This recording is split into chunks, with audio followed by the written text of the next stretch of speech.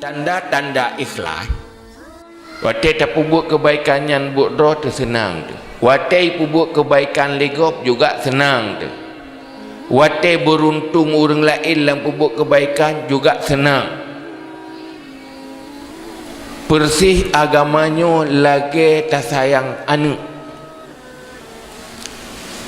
Tak sayang agama, contoh je belagi tak sayang anu. Tiro yah ngan mak sayang anu. Kiban cara ke sayang anu. Dua kaum pakai dua ke. Tetapi getih megot karena anu kan. Kan? Malah bak tak fikir ke anak tak megot ke dia. Ya, baik tak mau pak. Tak mau pakai. Nya menanti bak tak fikir ke agama. Tak megot-got juga kira. Kepu untuk selamat agama. Nyan berarti betul sayang ke agama.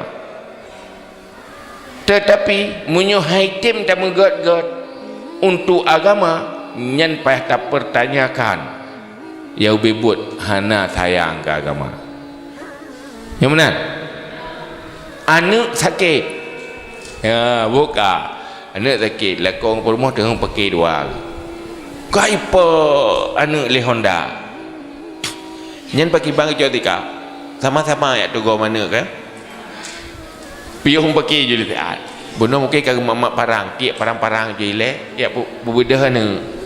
Untuk dan pakai lau. Ya, ali ya tu dan pakai lau. Tapi wateka peselamat anak yang nak pakai nak kompak. Nak ke lima. Bahmuna ni kiri. Atan pakai long ngalung bahu mati kiri. Nama nan takut. Ana. Tetapi punya persoalan anak karena kasih sayang tak ubah perbedaan. Tak ubah clash. Tak ubah konflik. Tapi sepakat untuk agama. Nyo kita nyo kata pudip agama.